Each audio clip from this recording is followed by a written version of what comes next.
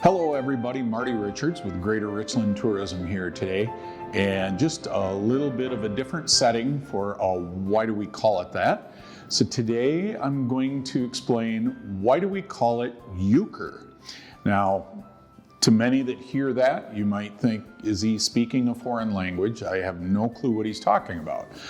So Euchre is a card game that if you're in the Greater Richland area and you are new to the area, a visitor, and you're being introduced to people, and maybe you're at one of our local taverns or at a family gathering, you are going to see a card game being played, and it most likely is Euchre. Now, the game of Euchre is not really, in my mind, that hard to learn. However, I have learned while trying to teach new members of our family or prospective new members of our family, it is actually pretty difficult for someone who hasn't played it since elementary school, like many of us have. So just a little bit of background.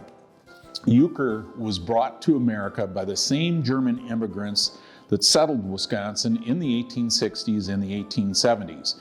In Germany, it was called Euchrespiel, actually with a leading J, but that's silent. Now, the folks who brought Euchre to Wisconsin are also probably the same people who brought us our love for brandy, sausage, and cheese, which all go together with Euchre. Now, I'm not going to try to teach you how to play Euchre. We don't have 2 hours, and I'm not a teacher, and I get frustrated in teaching somebody how to play Euchre because honestly, I learned how to play Euchre when I was in 5th grade in the back of a school bus. So my teaching skills of that are not strong. However, just understand, Euchre is a game played typically with a normal deck of cards, starting with 9 as the lowest rank card, up through all of the face cards. But this is where it gets tricky. The right and the left bower. So this is the most difficult concept with learning Euchre. Bauer in German means farmer. The hardest concept for anyone learning this game is understanding that the right bower, or the jack, of the same suit as the trump is the highest card. The left bower, which is the second highest card, is the other jack in the opposite suit. But then the next concern is that all the other jacks, so the other 2 jacks of the opposite color, are almost worthless cards. So that is where most people get hung up, is understanding the concept of bowers. How did the jacks get the name Bauer? Well, in Germany, the jack is known as a farmer, as is the word Bauer. So they both, Bauer is a nickname for farmer, and to say he's the jack, he's a farmer. So just understand, that's a little bit of the concept. It works well with Wisconsinites, and we understand that. Also, there's a few things you always have to understand when playing Euchre. There's some specific sayings that people love that you share at the table. So number 1, when the cards are being dealt, you will be offered a cut. The dealer loves it. If you cut those cards thin and just drop them, they'll pick that stack up, put it together as normal, but then you always say, I cut it thin to win.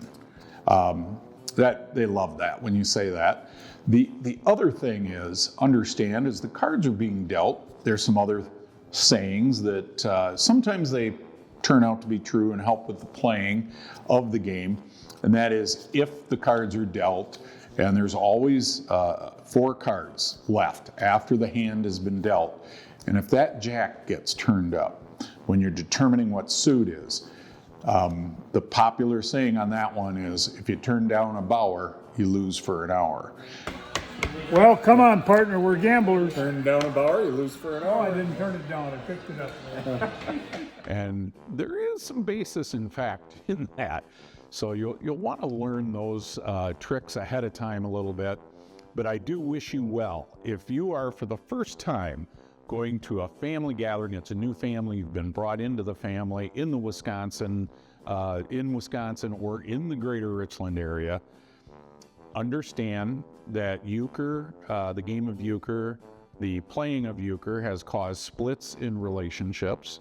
Some families, if you have not played the game the way you're supposed to play it, can cause some real stress within the household. Here we go. You are way over there. You see that? Oh, look at him though. Get on that one. Burn serious. Oh, yes, you are. Got a club, watch it. Do ya? Yes! I knew it! Hold on. Cheater! Oh, there we go. And then also, just understand, there's some folks that have played it so much that just by the way you led your first 2 cards, they know everything that is in your hand. So sometimes it does pay to be unpredictable and maybe play things outside of the norms just to throw them off a little bit. And finally, if you're in a family gathering setting and you're talking about playing, yep, we're going to play euchre, and somebody suggests, you know what, we should play double deck 6-handed euchre, which means there would be 3 different couples with 6 people playing together. The person that suggests that, they're a ringer. Do not play for money, or he'll drive home in your car is probably what's going to happen. So just some helpful hints to new visitors and guests to the Greater Richland area. If you're at a new family gathering or in the community, you're out and about and they say, hey, do you know how to play euchre? Just be prepared. They're serious about it, and there are some guidelines they follow, some unwritten rules that you do and don't do, which of course I didn't share with you here, so I wish you well. But at least I did share with you how euchre came to Wisconsin and to our area, and then also the meaning of some of the terms. So for Greater Richland Tourism, I'm Marty Richards. Let's everybody have a happy holiday.